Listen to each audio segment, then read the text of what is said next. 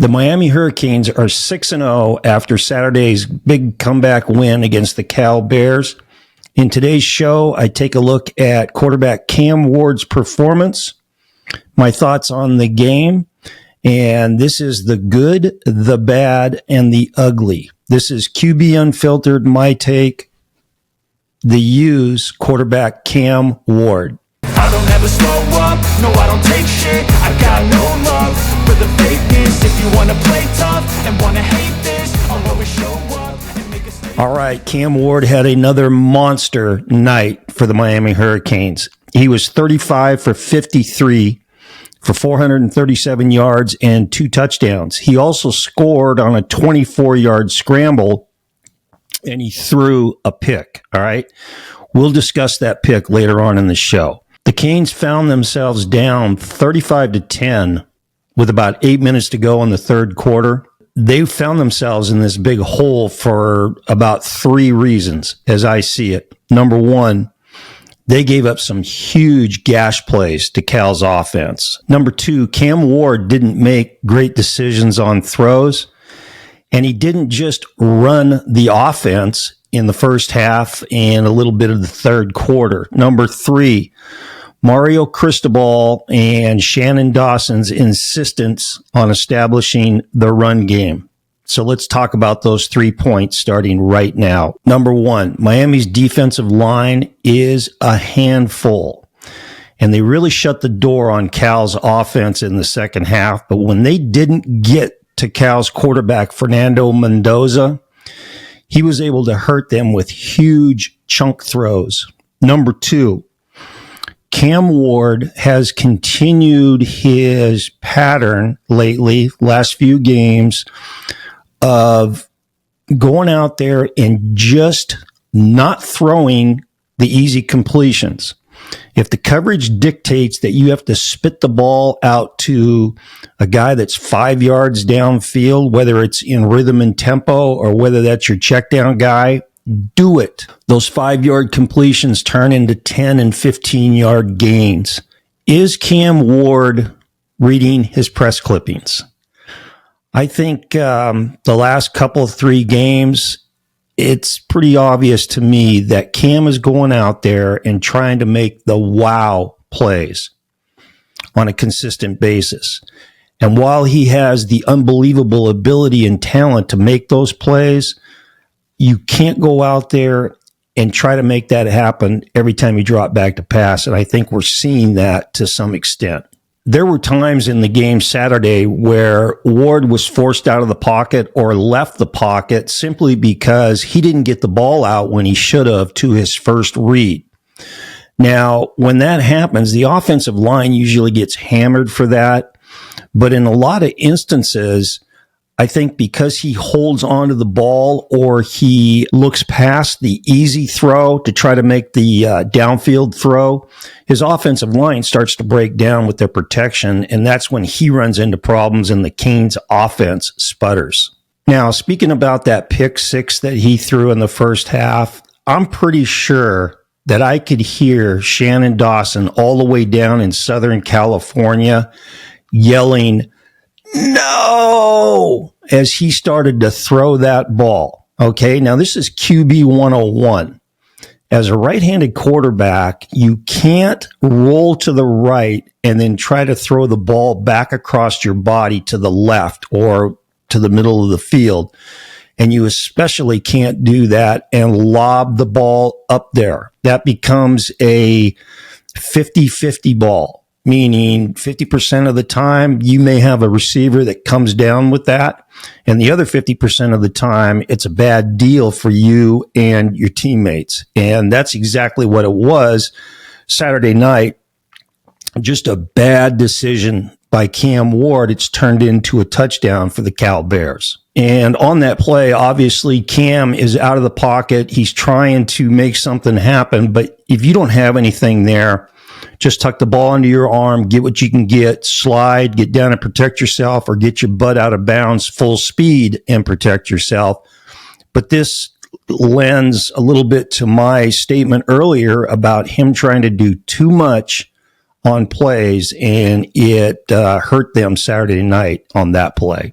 Okay, now in regards to him getting the ball out of his hand on time, when he does execute his drop and throw the ball in rhythm and tempo, and we saw this a lot in the second half, okay, it's a thing of beauty. And when he's able to do that, doesn't matter what types of throws he's making, that ball comes out of his hand right. He's throwing tight spirals. He's putting it right on his receivers. His receivers are able to catch the ball in grass and run after the catch. And that's what Cam Ward needs to do moving forward. So, his statistics are off the chart. There's no question about that. But I think that he can be a more consistent quarterback for Miami moving forward simply by just running the offense the way it's intended to be run. Okay, let's talk about the point in the game when Cam Ward began dealing the rock, throwing dimes, and producing touchdowns really fast for the Canes. It's when the staff found themselves down 35-10 in the third quarter. And what happened at this point? Well, they went no huddle. They went tempo. They went 4 wideouts. All right. They let Cam throw it. They mixed some runs in there and they gave him his rhythm. And that's what you need with a highly skilled quarterback and a gunslinger is once you get him into that flow and rhythm, look out. And that's what happened in the second half Saturday night. The result of what went down in the second half, Cam Ward in the second half was 23 for 35 for 328 yards and 2 touchdowns. Night and day between the first half and the second half, obviously. In the first half, Cam Ward was 12 for 18 for 109 yards and 0 touchdowns. So let's cover my third point now. And that is Mario Cristobal and Shannon Dawson's insistence on the running game. Okay, now, when we started the game, it was very obvious that the Canes were going to come out and establish their ground game, which they did. Okay, they were very successful at it too. They routinely outnumbered Cal's defensive line and linebackers with their gap scheme where they're pulling a lineman and getting an extra guy at the point of attack. And they were able to run on the ball. They mixed in a couple of drop back throws for Cam. They did a bunch of run fake throws to him, but mainly it was on the ground.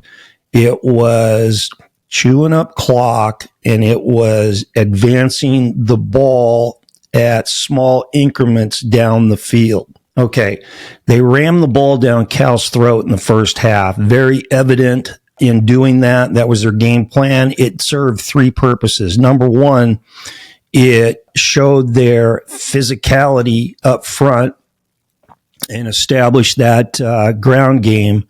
Number 2, it took the ball out of the hands of their best offensive player, all right, the guy taking snaps. And number 3, it produced 10 points in the first half. Okay, so I've said this on other shows. Miami's going to win a whole bunch of games, obviously. It's just a matter of how they do it on offense and how many points they score while they're winning. So in an earlier show, I said, the question that they need to ask themselves as a coaching staff, do they want to score 35 points a game and have a balanced offense, 50-50 run pass, or do they want to average 56 to 60 points a game by putting the ball in Cam Ward's hand, still being able to run the football effectively, running their tight end H-back scheme on occasion and zipping up and down the field and making the scoreboard ding like a slot machine. Okay, let's get back to Cam Ward now. Once he got into the groove in the second half, we were able to see what he's good at doing. Throwing dimes on throws that really go unnoticed by a lot of viewers watching games. He threw some incompletions in this game where he threw some absolute dimes. He put it on guys. There was a slant in the end zone in the fourth quarter that was dropped. He threw a beautiful, about a 60-yard post in the end zone that his receiver dropped. And then he had the big slant route, little throw on a fourth down play, big play in the third quarter that they converted. He put it right on the receiver. So he made a lot of great throws in the second half. He extended plays. All right, that's obvious. And then things that we've talked about him doing before. He led with calm execution. So you're down 35-10. And you just throw a pick six, all right, how are you going to handle that as a quarterback? And I'm always watching these guys to see, I really love it when the camera follows a quarterback off the field after they make a bad decision, they throw a pick, whatever. I like to watch them come off the field and see what their reaction is on the sideline. Cam Ward never changes. He never changes. He never shows any emotion, no disappointment, no frustration. And I'm telling you, his teammates feed off of that. So when it was 35-10 and they're playing in Cal's house with Cal's crowd, and everything going against them, all right, they didn't cash it in when they were getting their ass kicked. All right. They just stayed the course and made plays and followed their leader. All right, here are some thoughts on the game. Number one, playing at Cal's a really interesting experience for visiting teams. I had an opportunity to attend a lot of Cal games living up in the North Bay. Cal's not known to have a real raucous crowd. The Canes usually have a tendency to do that when they travel on the road. They sell a lot of tickets, and there's a lot of people that like to come in and get up for those games and, root against the Canes and verbally abuse them and all that stuff. Although I'm not sure how much Cal's crowd is capable of doing that. As I said, I've been at a lot of their games, and it's usually a pretty reserved, mellowed out atmosphere. All right. Now, the other thing that we have to talk about is Miami situation, the demands that this crazy ass conference realignment has done for the players, coaches, and support staff. And what I'm talking about here is the inner body clock of the players. All right. Now, kickoff was at 7:30 in Berkeley, California. That's 10:30 Miami time. They walked off the field after the game Saturday night about 1:30, 1:45 in the morning Miami time. And do you think the NCAA cares about that? Nope. They're all about super conferences and money. So, all right, let's move on. Okay, I've kind of talked about this in other shows about the Canes. Miami is going to lose a game this season because their players continually make dumbass penalties.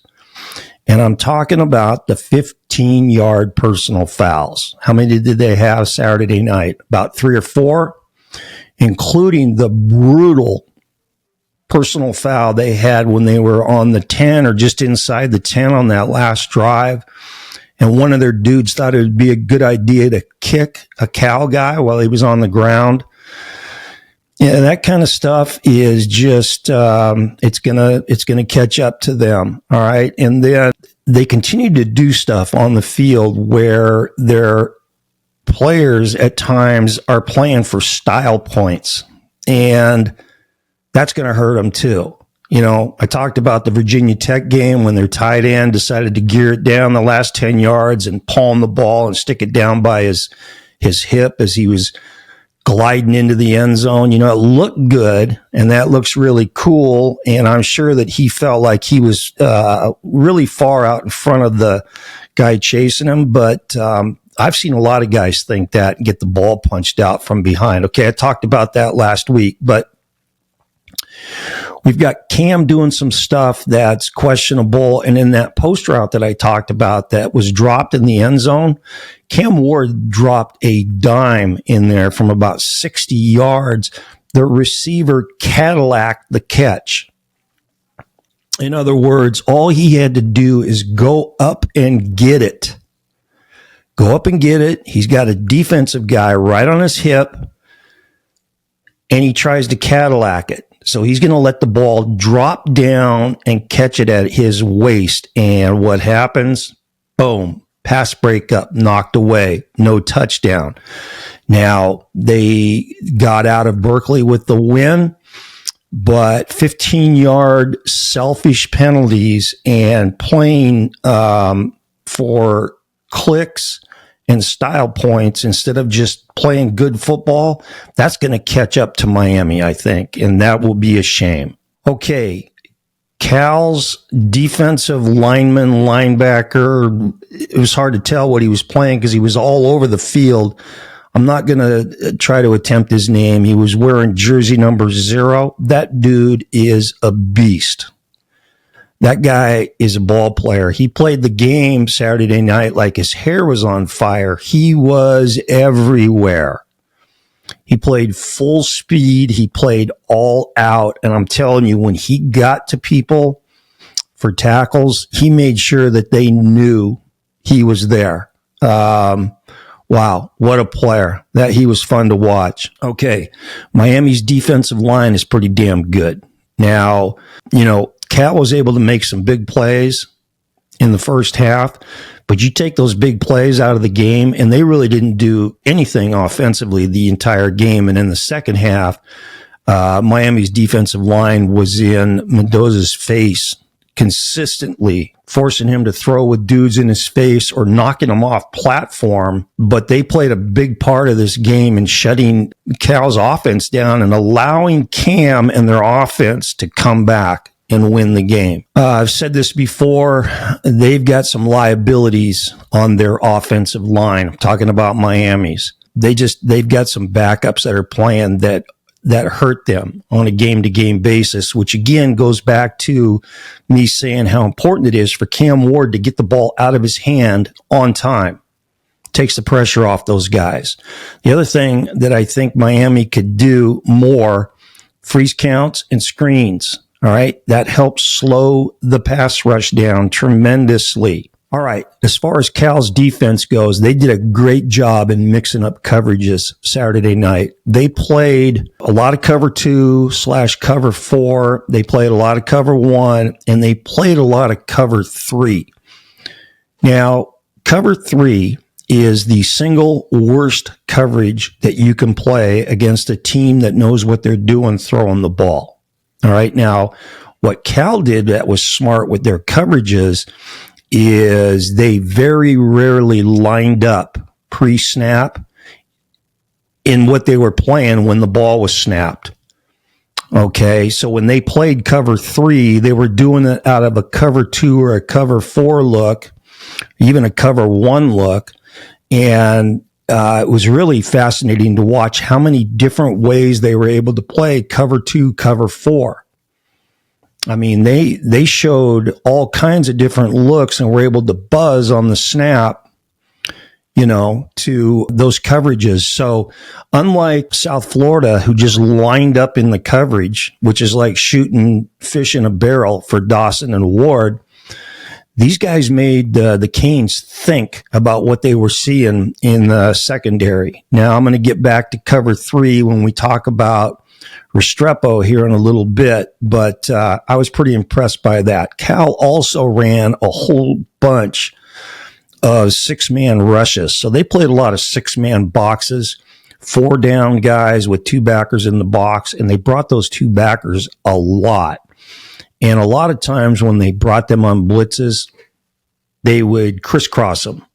And just try to confuse the protection scheme for the Canes, that has a tendency to kind of throw a little monkey wrench into teams that are sorting or zoning the one side or the other with their protection. And crisscrossing those linebackers has a tendency to confuse offensive linemen, and they did that a lot. And, the other thing with sending 6 guys is they're saying, if you've got some liabilities on your offensive line, we're going to bring pressure and see if you can handle it on a consistent basis.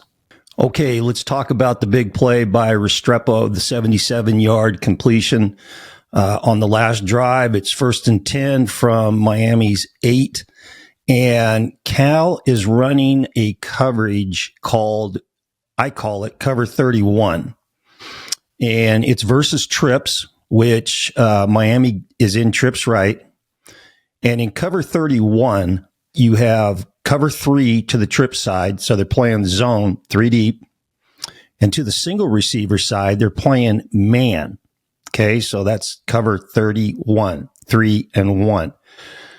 I've always thought that this was just, I know that the D coordinators have their reasons for playing this, but it's so easy to attack, and Shannon Dawson does exactly that. It's the perfect play call against how they play this coverage. So if you watch the single receiver, he's just running a little bullshit out route, and that sucks up that man corner and gets him out of the picture. All right. Then they take Restrepo and they run him on that diagonal vertical. There is nobody in the deep third to the single receiver side. Brilliant play call by Shannon Dawson. Okay, speaking of Restrepo, I've said this last week, you got to get the ball to him more. So besides the Canes throwing the ball in the second half and going up and down the field and scoring a whole bunch of points, what else happened during that time frame? They featured number 7, Restrepo. And guys, this guy is a technician. He is hard to cover. He reminds me of Wes Welker and Julian Edelman. When they played for New England, they would run those 2 guys on little snag routes and choice routes where they would work on the slot defenders and the backers in the box.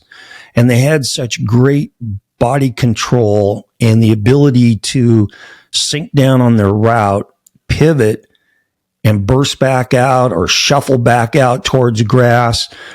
Or they had the ability to find the holes in the zones and sit in grass for the quarterback, Tom Brady, to get him the rock. Well, Restrepo does the same thing. If you watch him work against man coverage, last week I said he tools guys. I'm going to say it again. He tools guys on man routes. They can't play with him. And he's got a knack for finding grass against zone. And Miami used him a bunch in that second half, in that fourth quarter, and he came up with big play after big play. Okay, that leads us up to what I think was the biggest play of the game and Cam Ward's best throw of the night. That's the 3rd and 20 now after the brilliant personal foul call when they had the ball like on the 9-yard line. It's 3rd and 20. Now, they're trying to run a deep crosser, all right? Cal's defense just bails. They're gone. And Ward is forced to climb the pocket, and here's his running back on like a little check swing or a little swing route check down. And Ward, while he's on the move, snaps his eyes to the back and delivers a strike. Hits the running back right in stride. Boom, runs it down to the 6-yard line, the 5-yard line. After that, they take it in 2 plays. This was the biggest play of the game. And once again, Cam Ward steps up and makes a big play when his team needs it. Okay, this game was the old Pac-12 after dark. one of those great shootouts that lasts until about 11:30 at night or midnight. And that was fun to watch. Let's see if the Canes can clean up their game a little bit. In my opinion, they are really close to being an absolute machine out there. But in the same breath, they're also close to walking that fine line where if they fall the wrong way with the style point playing for clicks or doing stupid shit penalty wise, or they're going to fall the wrong direction. So I'm guessing with Cristobal and his staff that he's hammering that stuff home. I mean, we got to start seeing them clean up their game a little bit. I'm sure that will make Miami fans breathe a little bit easier. As for Cam Ward, what a talent. You know, Cam, just keep playing within yourself and play within the offense. Your ability and your skill and your poise will take care of the rest. You've been fun to watch. Can't wait to watch you for the rest of the season. Okay, if you enjoyed my take on Cam Ward and the Canes, please hit that like button and continue to subscribe. Pass the word to your buddies. I appreciate the support. Okay, this has been QB Unfiltered, and remember, always throw the ball short to guys who can score. See ya. I got no love for the fakeness. If you wanna play tough and wanna hate this, I'll always show up.